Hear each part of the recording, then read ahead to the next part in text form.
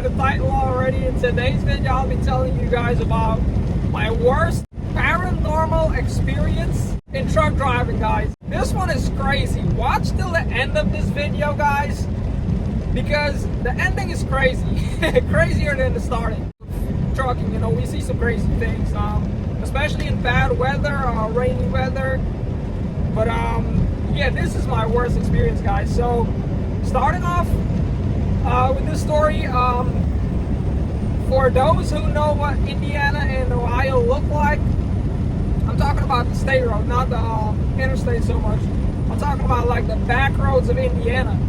They're commercial routes, but they're not the like highway. So to give you a little background, when I first started driving truck, I team drive. So what team driving is, we would switch out when my shift is done. My partner would be sleeping in the back, and we would switch out when our hours is done. Because as truck drivers, we only have a certain amount of hours per day to drive. So that makes the company more money, makes us more money, and we can get the load to its destination faster. It was like the afternoon, evening time going on to the morning time. I was done with my shift, and my partner would take over. So we was in Indianapolis, Indiana when I started, if I'm remembering correctly. And we was picking up a load in Gary, Indiana. Now, for those who don't know, and I also didn't know at the time, Gary, Indiana is haunted, guys. It has a lot of paranormal activities going on there. The entire place, man, if you guys look it up, there's an entire documentary. There's a movie about Gary, Indiana. I can't remember its name. So I started in Indianapolis, Indiana. We went to Gary, Indiana. But when I got there, I can't remember what exactly happened during the route. But all I knew is when I got to like the back roads of Gary, Indiana, closer, it was like maybe 20 minutes, half an hour from Gary, Indiana, guys. I went through this cornfield. Now, Ohio and Gary, Indiana is like that. You'll go through a lot of cornfield. So something was off, man. But me and my team partner, if we're having issues, like if we ever see something, we told each other, like, hey, if I see something, I'll give you a call. If, you know, if we're in heavy traffic and we need to make a pickup, something like that, just give me a call, man. You know, we had a good time driving. So something was off, man. Once I got to this, as I'm getting closer to the destination, you just have that gut feeling of something's off here, man. I don't like it here, you know. But I'm still going through the cornfield. You know, I knew I was on the route. Like, I'm in a big truck, but I'm still on the commercial route. So, and that's how Indiana and Ohio is. Michigan, those states up north, you would go through back roads. So I started going through this cornfield, man, and it was all like abandoned houses, open lots, cemeteries. It was bad, man. And I'm nervous, but I also knew I had a theme partner. If I ever see anything, I would like hit the curtain, you know, like this. I can just do this while driving. So I kept on going to the destination. You know, it was like about 20 minutes away from where our pickup was. So as I'm getting closer, you know, I'm getting used to the route now because I'm going through these small towns, windy roads, cornfield, nothing but like cornfield and cemetery, abandoned houses. And I got to our pickup location. Our load was not ready for pickup, so they had an empty lot on the side of the building, on the distribution center on the side. You can go there and park. So I got there. At that time, it was like maybe 2-3 in the morning, I guess. I went over to the lot and I parked. So I called the dispatcher and I was like, hey man, the load is not ready. I'm in an empty lot here. And he got it. He said for me to wait where I'm at. Don't leave to go to a truck stop or anything. If I can park there safely, just wait. So I sat here in the driving seat, and I'm waiting. So I didn't want to go in the bunk and sleep because I'm actively waiting. I'm working, so I'm waiting for a message over the tablet or a message on my phone or a phone call back from the dispatcher. I sat down and I slept in the seat, guys, in the driver's seat. So I was like, you know, I'm gonna go sleep. So I just put down the handrest and I pretty much went to sleep just like this, you know, like. So I went to sleep for like a good, I would say a good hour and a half, 2 hours, man. I was knocked out because it was like in the morning time, you know what I mean? Early in the morning.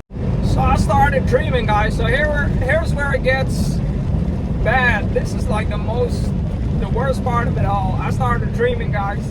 I had the most horrible dream you could think of, man. I was like dreaming about that I was in this house and it was like dark, and I knew in the dream that I was in like a morgue, like in the house somewhere there's a morgue, and I was like, I'm in the hospital at the same time, but in the dream I can remember like there's like dead people in the house. I was in a bed and there's a window, like there's a window next to the bed, and they had like curtains, white curtains, and a woman like from the, I don't know, from the freaking 90s, man. You know, those women that takes care of patients in the hospital. They're not like exactly doctors, but like nurses that takes care of the patient, man. If you ever seen the movies, you know. And she was taking care of me because I was sick, but at the same time I was like in a morgue and it was dark.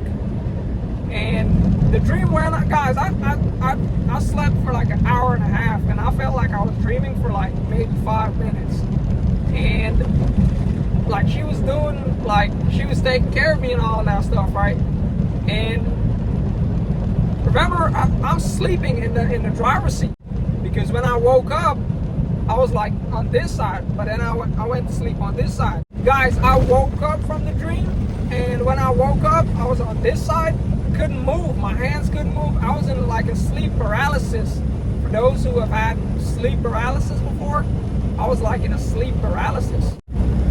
I'm stuck in this position with a sleep paralysis, and I can't move for like a good 5 to 10 seconds. I'm trying to move, man, you know, and I'm stuck like this, and I'm trying to like say something, like anything, like I was in pain, you know, because I woke up all messed up and shit.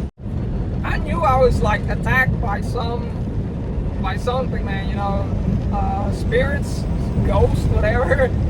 And finally I could move my hand, guys. So I started moving my left hand. I moved it out of the way, and my right hand, and I pretty much was like this, and I pulled myself up like this and set myself straight up. So I kept moving my feet now to see if I'm like paralyzed or something, and that wasn't the case. I was good then. I was good. Like the next thing I did was I checked my phone, because I had my phone with me. So I checked my phone, and I checked for the phone call back from the dispatcher and stuff. And I checked the messaging, nothing. So the first thing I did was I drank some coffee that I got earlier, and I hit up the dispatcher again, you know, and that was pretty much it, guys. That was like my worst experience. I've seen some things that maybe look like ghosts or look like shadowy figures or shadow figures, but I don't know, guys. It could be something else that I've seen. I've heard noises before, like weird noises in Ohio. And if you guys don't know, Ohio is like one of the most haunted states in the United States. So I would say that's my worst paranormal experience. For one, because I got scared because I was pretty much paralyzed for 5 to 10 seconds. Two, I thought it was like a really a ghost, one of those evil attacks, man. Something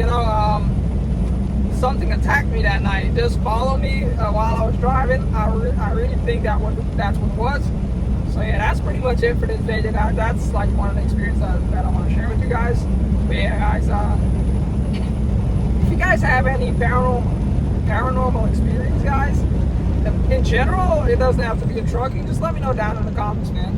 And with that being said, guys, keep on trucking.